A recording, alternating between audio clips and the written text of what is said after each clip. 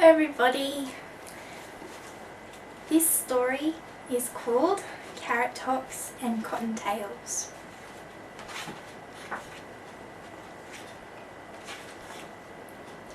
Here is a tale of long ago, in the days when vegetables could talk.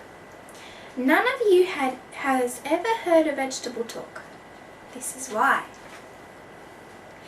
Once upon a time, in a green and pleasant valley, there was a hedge. On one side of the hedge lay a field, and in the field lived a colony of peaceful rabbits. On the other side of the hedge was a garden, and in the garden lived a band of gallant carrots.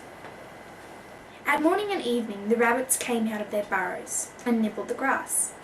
The grass never complained, for the rabbits kept its hair tidy.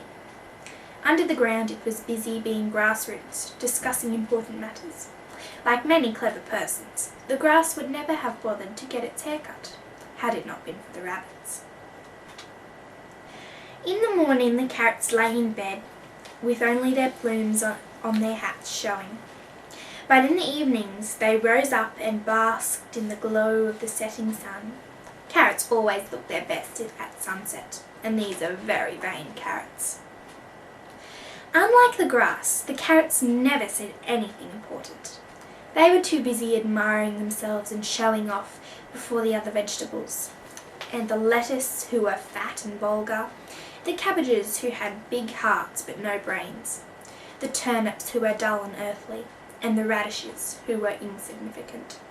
The only things that did not admire the carrots were the rabbits. They were occupied on the far side of the hedge, eating grass, and anyway, they had been taught that it is rude to stare. The carrots were affronted. They posed, they preened, they twirled their feathers in their hats, until even the beetroot turned pale with envy. But the rabbits just went on eating grass. In the end the carrots could bear it no longer. "I say," they shouted, "I say, you there with the silly ears!" "Us," said the friendly rabbits, and they hopped to the hedge where the carrots were jeering in a row. "Yes, you," said the carrots. "I say, you, why do you have such silly ears?" The rabbits were hurt. "We do not think our ears are silly," they said, "and they are the only ears we have." "And silly or not," said the eldest rabbit, "with our ears we can hear our friend the grass." "Why listen to the grass when you can listen to us?" the carrots bawled. But the rabbits turned away and went back to the field. They were very loyal. The next evening the carrots were there again, flouncing and flaunting, while the other vegetables stood in a line to admire them. "I say," shouted the carrots, "I say, you there with the silly tails?" "Us," said the courteous rabbits, and they hurried to the hedge. "Yes, you," said the carrots. "I say, you, why do you have such silly tails?" The rabbits were offended. "We do not think our tails are silly," they said, "and they are the only tails we have." "And silly or not," said the youngest rabbit, "when one of us turns up his tails and runs, we know that danger is near." They turned their backs and hopped away. The arrogant carrots saw their bobbing tails and fell about laughing. The next evening the carrots were lying in wait for the rabbits, and when the rabbits came out, they began to hoot and hiss. I say," the carrots called. "You there with the silly eyes?" "Us," said the patient rabbits, and they hastened to the hedge. "Yes, you," said the carrots. "I say, why do you have such silly eyes?" The rabbits were incensed. "We do not think our eyes are silly," they said, "and they are the only eyes we have."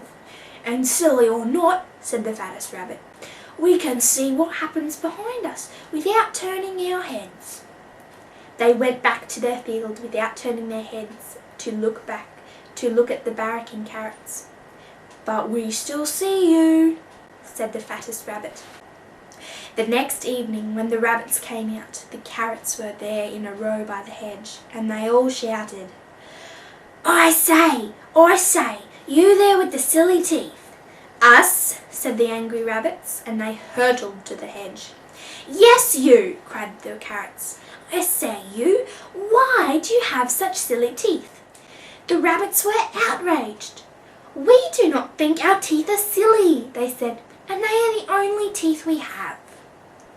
"And silly or not," said the toughest rabbit, "our teeth bite through anything." "Anything?" sneered the carrots. "Could they bite through a tree? Could they bite through a stone? Could they bite through a brick?" "No, no, no," said all the rabbits together, "but they could bite through you." And then the rabbits thundered under the hedge and fell upon the carrots. The carnage was frightful. Not a carrot remained alive, for though they were rude and fearless, they could not withstand the teeth of the vengeful rabbits. And when the carrots were slain, the rabbits turned upon the radishes and the beetroots and the cabbages and the lettuces and the earthly turnips who gathered around to watch, and when the night fell, the garden was laid in waste. And since that time, no carrot has been safe in the presence of a hostile rabbit. And all the other vegetables fear their terrible teeth, but the rabbits still live in peace and harmony with the grass, coming out of their burrows at morning and evening to trim its hair, while underground the grass roots continue to discuss important matters, and sometimes people ask their opinion. But no one speaks to the vegetables, and the vegetables do not speak at all. They dare not. I once heard of a small farm in Connecticut where on autumn evenings the pumpkins can be heard singing "God Bless America."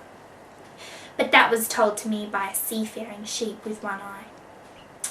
But he may have been lying. And that's the end of the story.